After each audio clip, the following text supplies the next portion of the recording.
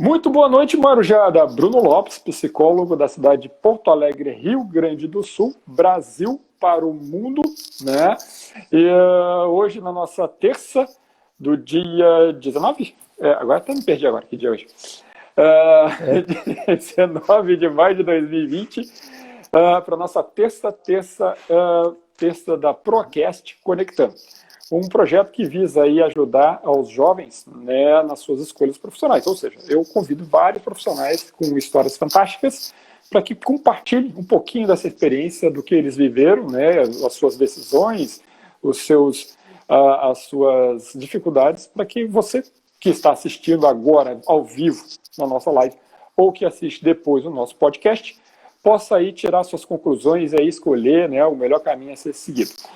Hoje nós temos um convidado muito especial, Mário Pereira, né, diretamente da Itália, que vai nos contar um pouquinho sobre histórico, né, no italiano, e também um pouquinho sobre a história dele, que ele exerce aí. Há quanto tempo você está como oficial, né, oficialmente nessa atividade em Pistoia?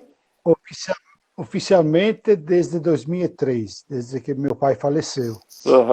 2013 ou 3? 2003. Perfeito, desde 2003. E seu pai estava desde quando? Meu pai participou da guerra de 47 até 2003 e foi o dono, foi o artífice disso tudo. Com certeza. Eu tenho um trecho que eu peguei já, você falando, né, que era o jardim da sua casa, né? Praticamente no verão, devido a algumas situações difíceis que a gente estava passando, situações financeiras, a gente acabava passando o verão em casa e aquilo, o Monumento Votivo Militar Brasileiro, no final das contas, era o meu jardim do verão. Em vez de ir na praia, sei lá, em algum lugar para fazer turismo, a gente não tinha recursos e a gente ficava lá. E assim aprendi aos poucos a atender os brasileiros, a receber os brasileiros e todas as coisas que meu pai me ensinou ao longo de uns 45 anos, no mínimo. Um pouquinho, né? Então... É uma boa aula, viu?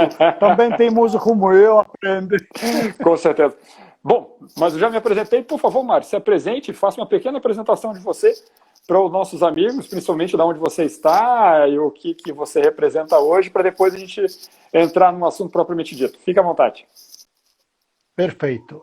Antes disso, me permita eu dar um oi, um abraço a uma pessoa que está assistindo aqui a palestra, essa direita não é nenhuma palestra, essa live, que é o Carlos Henrique Bessa, que é um veterano da Segunda Guerra Mundial. Um senhor de 100 aninhos apenas, que tem o pique que nem você e eu juntando. Que maravilha! Isso é uma coisa espetacular. E tem muitas pessoas, eu dou um oi para todo mundo sem nomear ninguém e vou me apresentar. Bom, sou Mário Pereira, eu sou filho de um veterano da Segunda Guerra Mundial, da Força Expedicionária Brasileira, que participou da campanha da Itália. E meu pai, por alguns círculos da vida e da sorte dos astros, quem sabe o que, foi a pessoa escolhida para ser o guardião do cemitério de 47 até 1960, 1947 até 1960. Depois os mortos foram trasladados para o Rio de Janeiro. E aqui, depois de 5 anos, foi criado o Monumento Votivo Militar Brasileiro.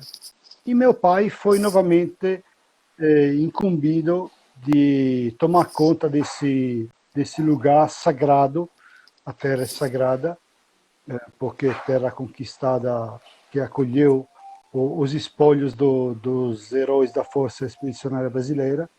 E ele prosseguiu a vida inteira nessa missão de manter a memória, de manter a história, que infelizmente não está escrita em livros nem quase nenhum livro da grande história da Segunda Guerra Mundial relata alguma coisa sobre a Força Expedicionária Brasileira. A Força Expedicionária Brasileira foi abduzida pela Quinta Armada, a qual pertencia, e desapareceu, sumiu, vaporizou no meio de todas aquelas tropas, como era a 92ª, como era a Unisei, as tropas, vamos dizer, entre aspas, menores. Sim. E menores não é um diminutivo, mas é que eram efetivos de um número reduzido. Perfeito. Agora, o que esses efetivos de número reduzido fizeram é outra coisa, é outro assunto. Tá? Com certeza, um só já pode fazer uma grande diferença.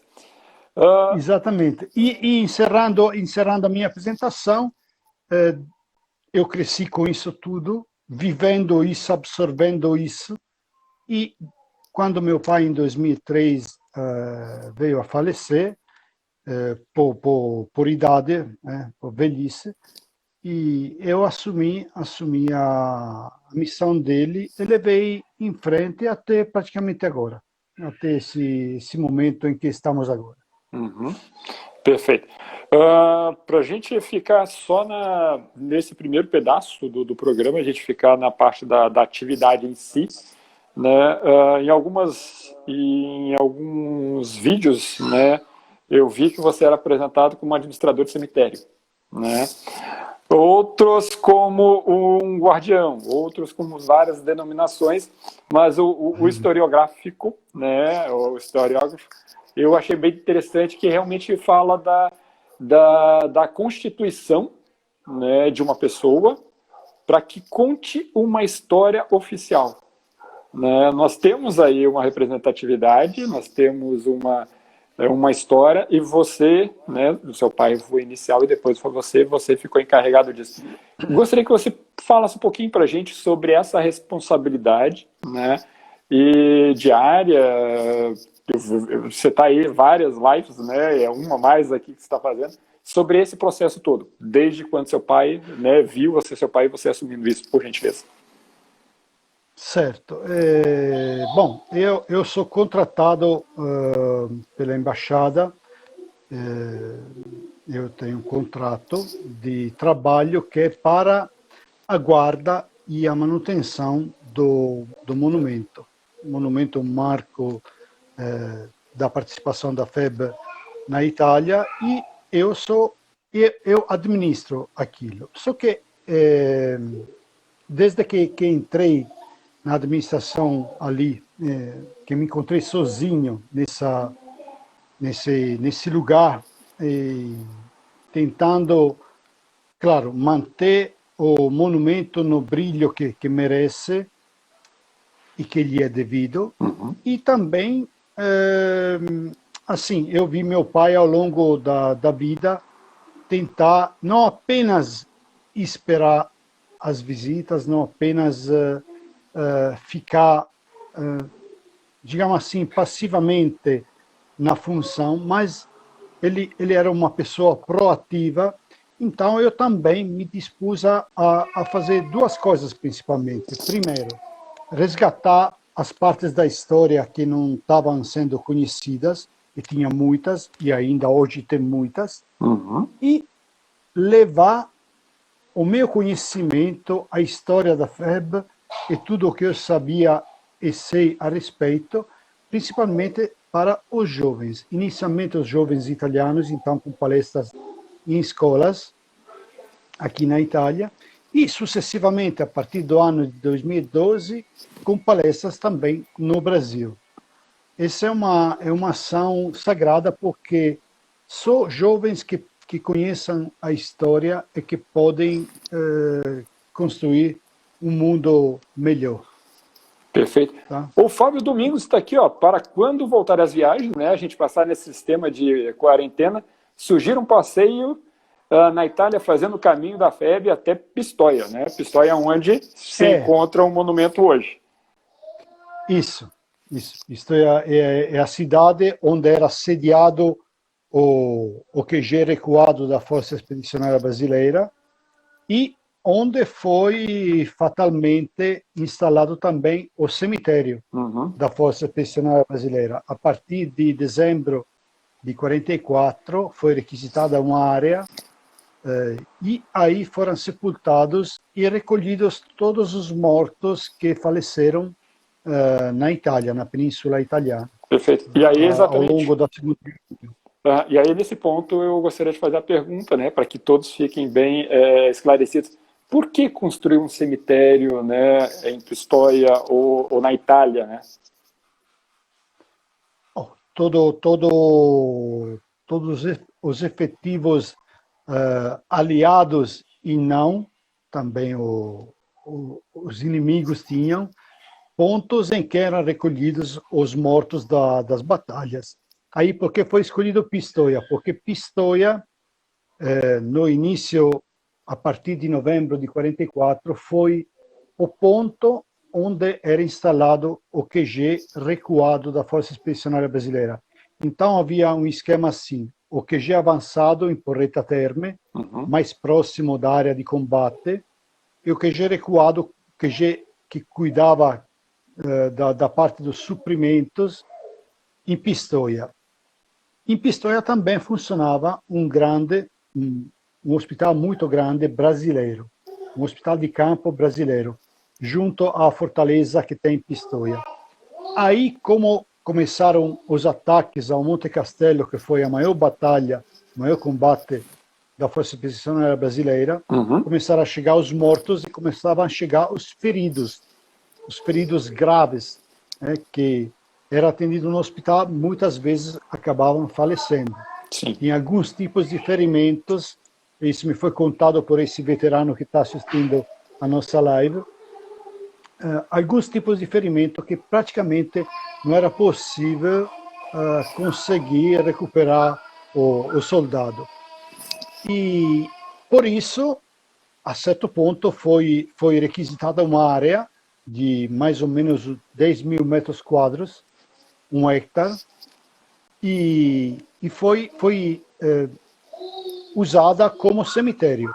Aí foram recolhidos, porque até então, até dezembro de 44, os mortos entre as fileiras da Força Expedicionária Brasileira eram sepultados ou em cemitérios dos americanos ou em cemitérios das paróquias, das cidades, onde eles vinham a falecer.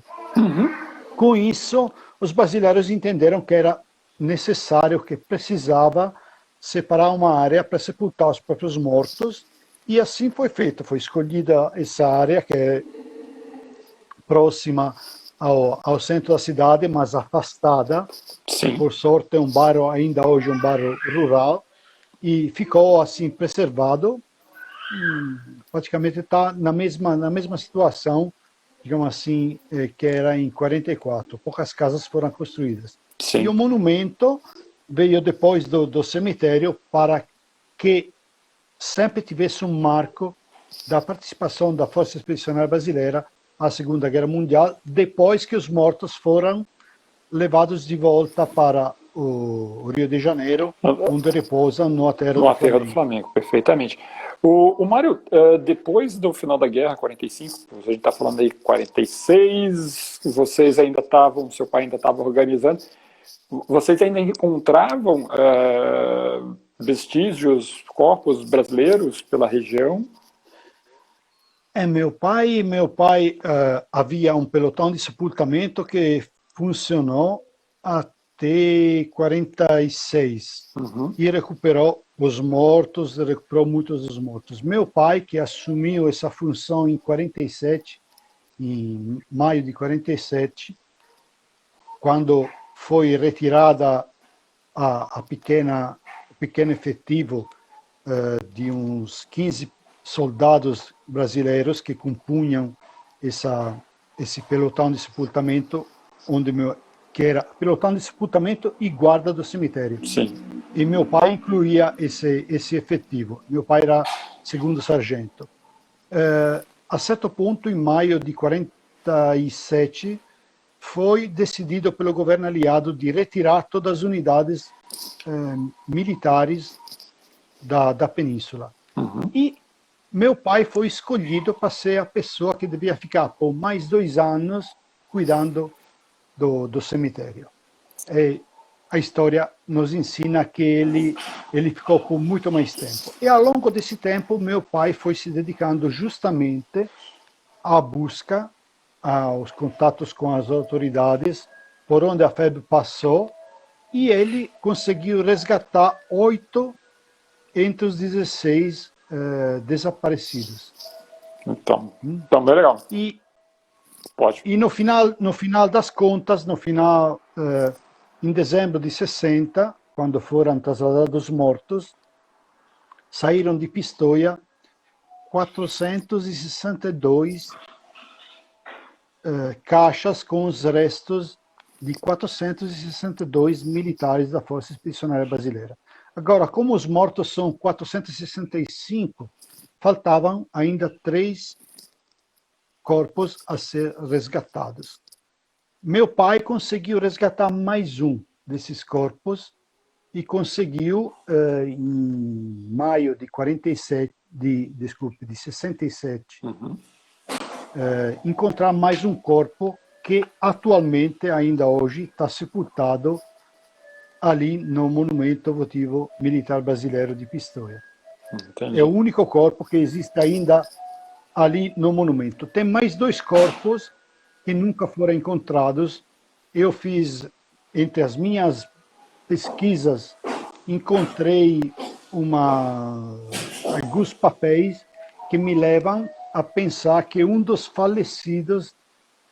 os restos de um dos falecidos se encontrem numa data área da montanha aqui do Apenino. E tentei até formar uma turma de pessoas que pudessem buscar no campo, na área, com os detectores de metais. Mas como não foi dada muita oficialidade, não foi dado muito crédito a essa minha busca, a essa minha pesquisa, eu decidi abortar a ideia por enquanto. Ainda a minha pesquisa está lá, o meu conhecimento todo me leva a pensar que os restos estejam numa determinada área. Só falta uma verba, uma oficialização dessa coisa, mesmo porque contratar um grupo de pesquisadores é uma coisa meio complicada. Ou difundir a área onde esse corpo deveria estar. É uma coisa muito complicada, porque os pesquisadores geralmente costumam guardar as coisas por si.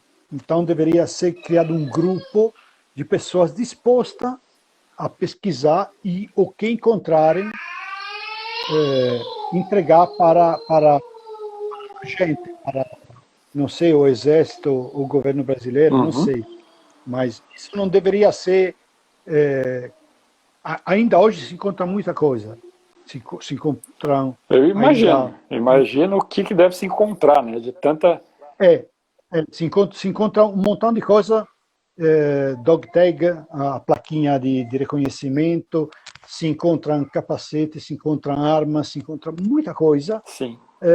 Só que as pessoas, os pesquisadores que fazem isso, costumam guardar em casa. Eu sei porque algumas pessoas me contataram para saber se o titular de uma dog tag tinha falecido ou não. Isso porque eles tinham encontrado a plaquinha de reconhecimento. Sim. E até hoje, as plaquinhas que foram encontradas são de soldados que, graças a Deus, voltaram para o Brasil.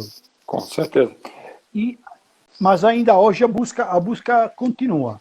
Não é que a busca parou. A busca continua. Ainda hoje se encontra material em grande quantia. E a minha área de busca, de pesquisa, eu fiz por um tempo uma busca assim no campo, mas prefiro buscar entre os papéis, conexão de notícias para buscar a verdade sobre os muitos boatos que tem sobre a Força expedicionária brasileira. Com certeza. Ana Cláudia, deixando aqui um boa noite. Como vai, grande amigo Mário? Em novembro estarei aí com o Edu, se Deus quiser. Né? Se Deus quiser. Com certeza. Vai melhorar, Mário. Não se preocupa, vai tudo melhorar. Não, vai tudo melhorar. O grande problema é que eu atualmente, eu costumava, desde que meu pai faleceu, eu fazia isso já antes. Meu pai não gostava muito de dirigir, depois ele tinha sofrido um infarto, e eles, a partir desse momento, que era 87, ele me pediu para eu levar os brasileiros que queriam rodar nas áreas por onde a Força Expedicionária Brasileira lutou. Uhum. Sendo assim, eu comecei a levar essas pessoas, algumas vezes junto com meu pai, então ouvia as histórias que meu pai contava para essas pessoas, e depois comecei a levar sozinho, e tive a grande sorte de atender muitos veteranos. E eles me contavam, confirmando as histórias que meu pai contava. Né? Histórias, em cada lugar tinha uma anedota para o veterano contar. Aí fui aprendendo, assim, juntando muitas matérias que fazem parte, digamos assim, da minha bagagem atual. Só que atualmente, depois isso eu expandi os monumentos. Quando meu pai morreu, quando ele veio a falecer, os monumentos dedicados à Força Expedicionária Brasileira eram 5. Uhum. Hoje em dia são 54. Oxe, Maria, que coisa boa. E os outros, além dos primeiros 5, passaram todos pelas minhas mãos. De alguma forma eu participei da construção, de alguma forma participei da busca para chegar a fazer com que as autoridades construíssem esses monumentos, esses marcos. Uhum. Né?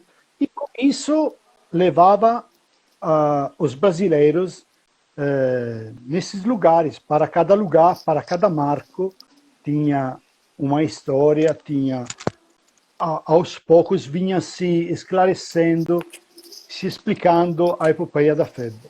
Ótimo. Infelizmente, a partir do ano passado, a embaixada me inibiu eu fazer esse tipo de atividade, de acompanhar os brasileiros, de difundir a história da Força Expedicionária Brasileira até nas escolas. Isso me foi proibido. Tem uma MEI dizendo: você é apenas o auxiliar administrativo do Monumento Votivo Militar Brasileiro de Pistoia, e nada mais. Então, a partir daí, eu tenho que me conformar com isso. Estou fazendo essa palestra, e essas palestras que você assistiu e se motivou para me ajudar nessa divulgação, estou fazendo porque estamos fora do meu horário de trabalho. Porque se você me pedisse durante o meu horário de trabalho, eu infelizmente já seria diferente, né? Já seria diferente. Então, eu estou nessa situação, me encontro nisso e estou até buscando novas estradas para chegar a manter, continuar essa divulgação da febre, que eu acredito que é uma história que merece. Perfeito. Alexandre, né, de Marco, né? Todo brasileiro precisa visitar. Alexandre de Marco. Isso. Todo brasileiro precisa visitar Pistoia. Gaggio, é assim que fala? Gaggio Montano? Gaggio Montano, isso. Isso, Montese. Pelo menos uma vez na vida. Sou testemunha da paixão com que o nosso querido Mário desenvolve seu trabalho. Pelos relatos que eu vi, né, realmente é uma identificação profunda, já que viveu, né, praticamente todo esse desenvolvimento aí do monumento. Mário, você falando que também ali a partir de 2003, né, você começa a fazer as palestras e difundir não só nas localidades italianas, mas no Brasil também. Tá? Isso. O que te moveu a fazer isso e o que realmente você colocava para esse público? Bom, a certo ponto, em 2009, eu criei, com as minhas mãos, comprei um programa para juntar as imagens, né, selecionar imagens de filmes, e juntei, tinha na época, em 2009, tinha uns 5 documentários que falavam sobre a Força Expedicionária Brasileira. Era mais ou menos 5 horas de assim, para assistir Uhum. a essas histórias. Sim. Aí eu decidi fazer uma coisa. Como o meu público-alvo são os jovens, eu decidi falar aos jovens com a linguagem que eles gostam. Ou seja, os jovens dificilmente vão ler o livro, mas muito facilmente vão assistir um vídeo, né? Porque o jovem hoje em dia precisa disso, do que a gente está fazendo, né? Aí eu me comprei um programa para selecionar as imagens e criei esse pequeno documentário que tem trechos de documentários que existiam e tem trechos de entrevistas que eu gravei. Uhum. Na minha pesquisa também coletei muitos testemunhos, muitos relatos de pessoas que entraram em contato com os soldados da fé. E comecei a levar isso nas escolas, sei lá, em todos os contextos onde podia ser levada essa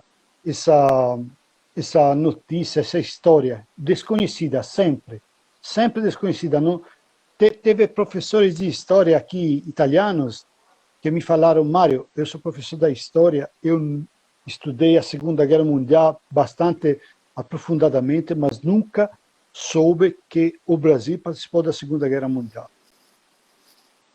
Então, isso já foi um sucesso. E depois, em 2012, um amigo que tinha sido adido do exército aqui na Itália, Uhum. tinha voltado para o Brasil, porque a missão dele tinha acabado, e se encontrava fatalmente na função de diretor do Colégio Militar de Brasília. Sim. Aí eu estava viajando para o Brasil para participar do encontro dos veteranos, que aquele ano, se não me engano, era propriamente em Brasília. E ele me falou: Mário, você se dispõe a fazer uma palestra no colégio militar que eu estou dirigindo? Eu falei: poxa, é a maior honra chegar num colégio militar em Brasília, show de bola, assim, é a cereja em cima do bolo. Aí a gente fez, ele principalmente fizemos, mas eu participei, fizemos as legendas, as partes em italiano, e fomos tocando esse documentário lá no Colégio Militar de Brasília. Sim. E foi um sucesso. Foi um sucesso, foi os meninos, os estudantes, depois do fim do documentário, me assaltaram com perguntas. Ninguém sabia de nada, ninguém tinha conhecimento dessa história. Eu pensei comigo mesmo: caraca, estamos no Colégio Militar de Brasília. Se aqui os estudantes não conhecem essa história, imagina nas outras escolas desse Brasil. O que é que os alunos sabem disso? Tanto que, por exemplo, o ano passado, em março, fiz um ciclo de palestras em Fortaleza, Uhum. com a ajuda de um amigo que passou aqui, que viu a história de perto, tocou com a mão a história, e ele se dispôs, como você, se dispôs a fazer a própria parte, arranjou patrocínio da Prefeitura de Fortaleza. Eu fui fazer palestras em escolas no bairro Monte Castelo, no bairro Montese, em escolas públicas, onde ninguém tinha noção do porquê aquele bairro se chama bairro Montese, bairro Monte Castelo. Os meninos, assim, ficam encantados com essa história, porque é a história dos próprios avós, dos próprios ancestrais, né? Do próprio território. Você está numa escola que se chama Monte Castelo e ninguém sabe por que aquela escola tem esse nome. O que quer dizer Monte Castelo? Se você não explica para o jovem, como é que o jovem vai imaginar, vai ficar curioso, vai ficar querendo conhecer mais, vai ficar disposto a se envolver para fazer alguma coisa? E como vai ter um orgulho pessoal que se junta com orgulho nacional?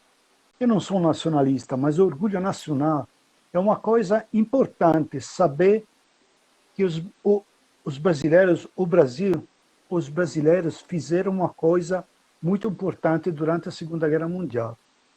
E ninguém tem noção disso. E o brasileiro tem assim um sentimento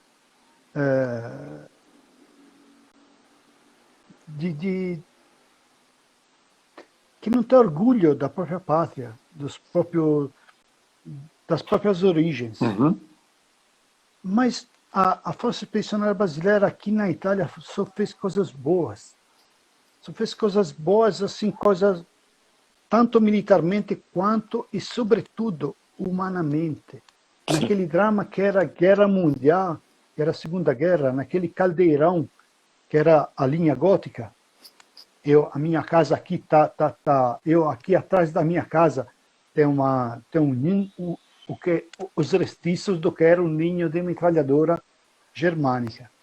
E os brasileiros foram lutando contra essas posições. E aqui você vê o dispositivo que os inimigos tinham montado e o que os brasileiros venceram, que os brasileiros conseguiram ganhar do maior exército da época, do 20º século. Isso tem que ser levado em conta. Isso é um fato que me orgulha enormemente. Quando eu era menino, quando eu ia na escola, na segunda série, os professores falavam de história da Segunda Guerra Mundial, aí eu levantava a minha mão e dizia: eu sou filho de um veterano da Segunda Guerra Mundial, do Brasil, da Força Expedicionária Brasileira. E ele: não, sim, mas o Brasil fez nada. Eu voltava para casa e questionava com meu pai: mas pai, você me conta histórias fantásticas, e teria horas de histórias para contar. Sim. Que ele me contava, coisas assim, que até me espantavam e que eu custei anos para acreditar profundamente. E então eu questionava meu pai: como é que você me conta histórias fantásticas e os professores me dizem que o Brasil fez praticamente nada na Segunda Guerra Mundial? Aí eu ficava nessa luta, sabe? Os professores dizem nada, meu pai diz muita coisa, coisas fantásticas. Aí, quando eu comecei a conhecer os veteranos, quando eu comecei a levar os brasileiros, as histórias foram se juntando, foram todas se encaixando. E entendi o quanto o Brasil fez de bem aqui na Itália. Por isso que ainda hoje estou envolvido, alma e coração, nessa tentativa de divulgação, porque não é possível que o Brasil e o povo brasileiro e o jovem brasileiro não saiba dessa história. Essa é uma omissão histórica. Realmente, como é que a gente pode dizer, a aceleração, e uma frase você fala em uma das entrevistas e comentários que a gente acompanha, que pelo fato da nossa distância, não é? Isso acaba não trazendo tanta afinidade. Eu falo de Porto Alegre, Rio Grande do Sul, não sou daqui, né? Sou carioca do Rio de Janeiro, mas quando você conversa com os gaúchos tradicionais, o tanto de amor que eles falam das suas vitórias passadas, das lutas contra as invasões que chegaram aqui nessa terra. Então, realmente, a vivência, né, traz essa lembrança que é muito, muito importante. A Rosana é uma das nossas telespectadoras aqui, pede a sua opinião, né, sobre o nosso momento histórico, né, de após 1960, sobre como a história acaba se distanciando, né, como é que eu vou poder dizer assim, no momento em qual realmente se coloca o governo dos militares e a distância da imagem da Segunda Guerra Mundial. Bom, o momento atual é um momento muito complicado, muito complexo, que deveria ser analisado aprofundadamente. Mas vamos tentar. Rapidamente, não precisa se aprofundar tanto. Não, não, Senão nem a gente tenho vai a ficar aqui estrutura. horas. Isso. Vão jogar fora da gente. Não, o grande problema é que, bom, os brasileiros, quando foram para a Itália, tinha um grande problema, que eles foram lutar contra as grandes ditaduras do mundo, tendo uma ditadura em casa. Porque o governo Vargas era um governo ditatorial. Era um governo que tinha mais simpatia com os governos do Mussolini e do Hitler do que com as ideias liberais, progressistas dos Estados Unidos, da Inglaterra e, enfim, dos aliados. E hoje, fatalmente, após 75 anos, a história está se repetindo. Tem um governo que não está favorecendo a divulgação histórica porque tem algumas posições que são parecidas, semelhantes, na linha com algumas das posições do governo de quando os brasileiros foram lutar aqui na Itália. Isso é muito difícil hoje em dia falar de democracia, falar de liberdade, falar que os brasileiros foram vencer as ditaduras, as grandes ditaduras europeias. E com isso deram e proporcionaram a liberdade ao mundo. Infelizmente, tem que registrar que se passaram 75 anos em que essa história nunca, por nenhum dos governos que se passaram pelo Brasil, e você pode me dizer quantos governos tiveram no Brasil de 45 até esse ano, né? Foram muitos, de muitas ideologias, daqui, de lá, de cima, de baixo. E nenhum desses governos assim deu atenção aos veteranos, à história, não apenas às pessoas, mas à história.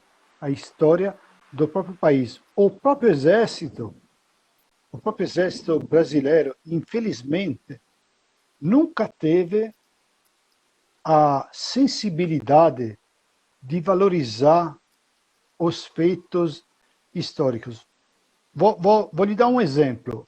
Os Estados Unidos fazem guerra no mundo inteiro e depois fazem filmes sobre a guerra, sempre valorizando a obra dos próprios soldados.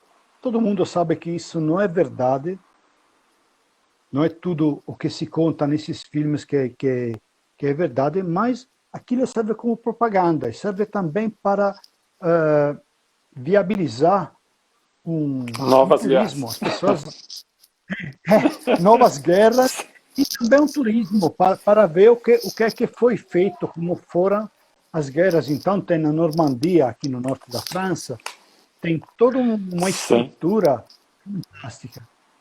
E o Brasil simplesmente escondeu essa história dos próprios soldados e se os governos anteriores, e eu falo, eu entrei a atuar sozinho em 2003, fatalmente quando entrou um governo no Brasil que parecia um governo novo, um governo da esperança, um governo da abertura, que infelizmente nunca apareceu pessoalmente aqui, apesar de ter prometido aparecer, mas nunca passou. E se passaram os anos e a coisa parecia sempre, amanhã vai ser melhor, amanhã vai chegar o momento próprio para a gente levantar essa história, divulgar essa história, e assim se passaram os anos. Uhum.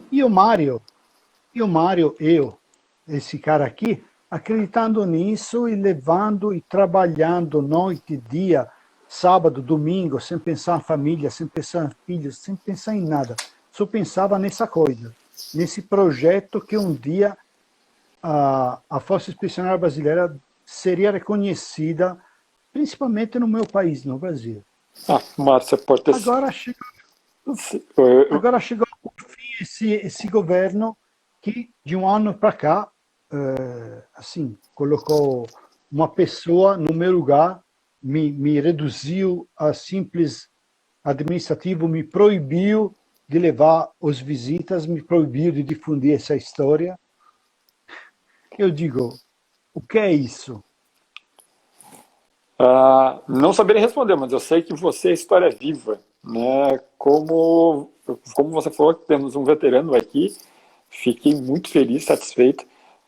Se eu hoje estou aqui também, né? Sou neto de um veterano, né? Meu pai foi até Pistoia, visitou, Exatamente. né? Quando você comentou com esse Colégio Militar de Brasília, estive lá, estudei lá. Infelizmente não foi na mesma época da palestra, É, mas é muito legal a gente escutar realmente o passado, né? E esse reconhecimento tem que ser feito sempre, porque foram vidas brasileiras que foram, né, vidas que foram, pessoas que foram lá para exercer um direito de outras a viver e continuar vivendo. Tá? Mas eu gostaria só de colocar Fábio, né, que está aqui falando, que também participou na educação dele nos anos 70, ele teve a oportunidade de conhecer um pouquinho também da história. E a Mônica, que é uma das nossas telespectadoras de hoje, está perguntando como é que é a rotina de trabalho, né, até 2003, desculpe, até o ano passado. Além das visitas, essas guias, você tem um local onde você tem material, né? Como é que é sim, normalmente um dia a dia, mais ou menos há uns 5 anos atrás? o meu dia a dia é assim, receber muitas mails para agendar visitas. Com isso, a gente ia agendando esses passeios nesses 54 pontos que onde tem marcos da Força Expedicionária Brasileira. Claro que se tem um marco é porque tem uma história para contar.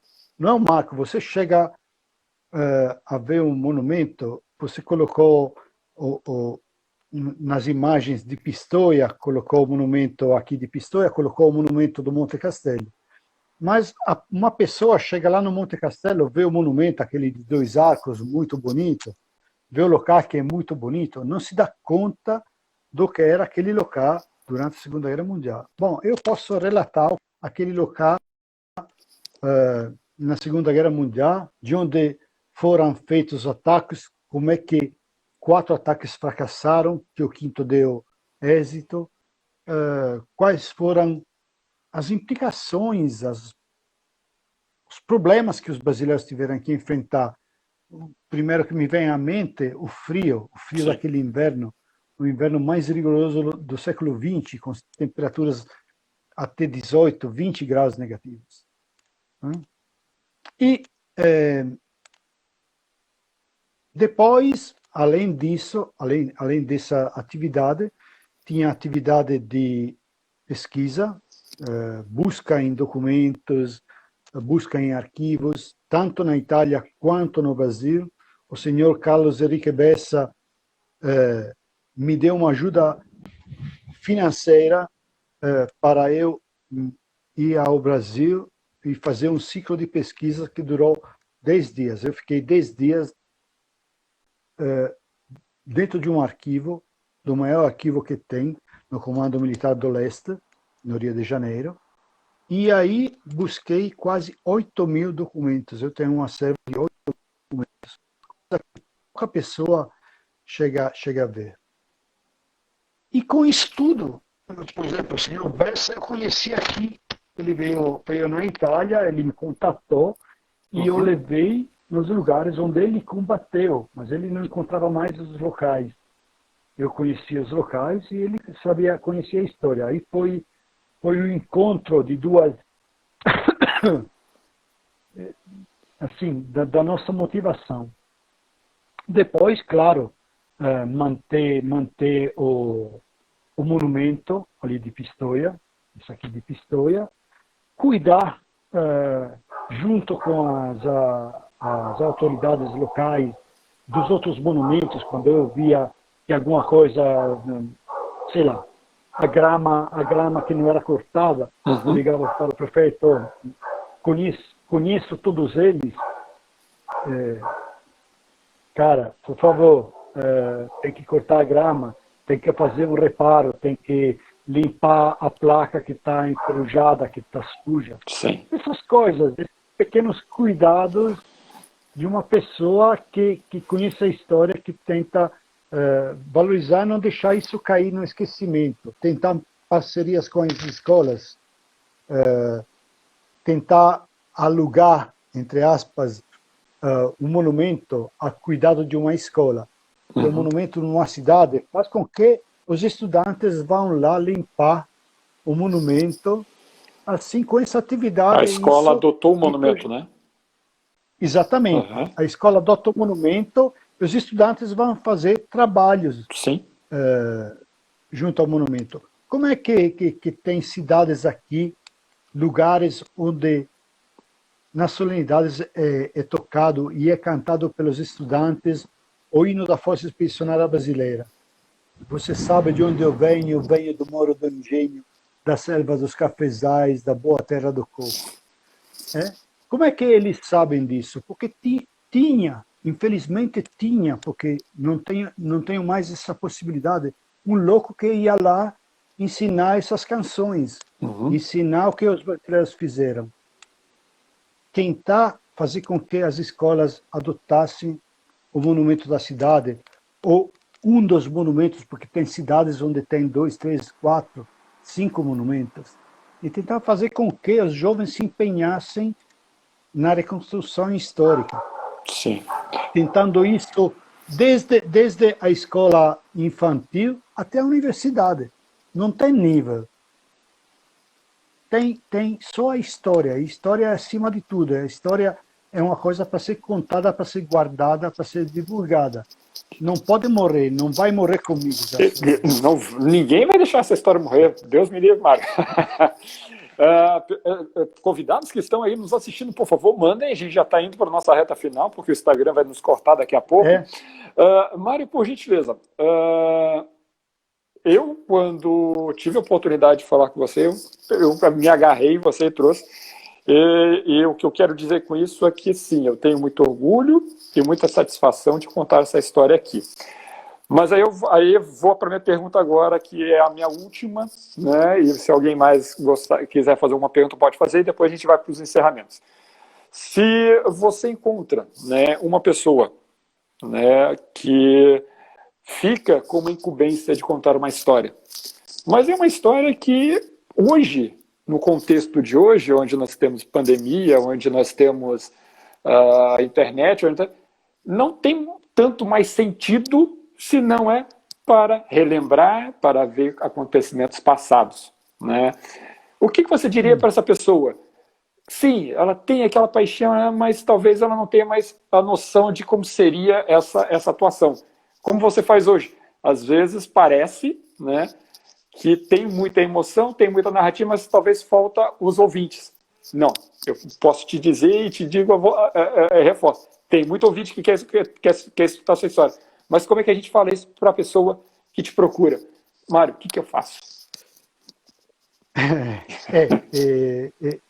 O que é que a gente pode fazer? Porque é uma parceria.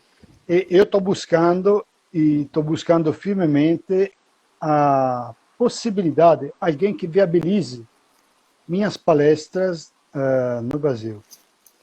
Isso é... Por quê? Porque eu me dou conta que o povo brasileiro ainda mais que o italiano precisa conhecer essa história. Se os jovens brasileiros conseguem conhecer essa história, vão ter a possibilidade de criar um país melhor, um país com pessoas cientes do próprio passado, que têm ciência das próprias raízes. E isso leva, com certeza, é um dos fundamentos, é o alicerce de um mundo melhor. Perfeito. Um mundo sem guerras, um mundo sem conflitos. Como fazer isso? Como chegar aos ouvintes? Eu, repito, estou buscando sempre uma parceria que viabilize isso. No momento em que encontrar, eu estou também, porque tem de caráter pessoal, na última, um sentimento de vontade de viver o Brasil, porque sempre sonhei com isso. Eu nasci aqui e vivi aqui 60 anos, por um acaso da sorte, mas eu deveria ter nascido no Brasil, ou vivido a maior parte da minha vida no Brasil. Talvez sonhando com a Itália, mas acaba sendo que eu sonhei e sonho com o Brasil, e quero viver no Brasil, para deixar o meu recado de pessoa aos jovens. Sim. E fazê-los da forma que conheço, que me é mais própria, ou seja, falando a eles, mostrando as imagens e os relatos de quem viveu, porque eu conto histórias, mas histórias são baseadas em relatos que eu tenho, não são apenas coisas inventadas, são coisas que eu recolhi. Com certeza. Então, se você puder ajudar, se alguém que está ouvindo, assistindo aqui, pode ajudar nisso, eu estou à disposição. Que maravilha! Hoje, então, conversamos com Mário Pereira, né, um italiano brasileiro italiano, que está há poucos há muito tempo lá na Itália, fazendo o que, né, eu acredito que te deixa muito orgulhoso, porque foi seu pai, né, que começou com isso tudo, esteve lá, como meu avô também esteve, e que hoje faz o que ele mais, pelas próprias palavras, né, mostrar o que viveu, né, para outras pessoas e principalmente para os jovens terem noção do que realmente foi o passado, né, de um povo brasileiro e italiano e o que eles viveram juntos.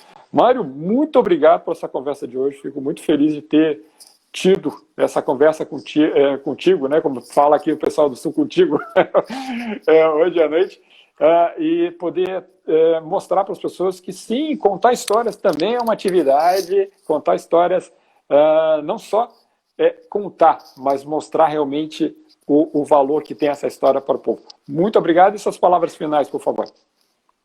Exatamente, não se esqueça que meu pai era do Rio Grande do Sul, era gaúcho, de Passo Fundo.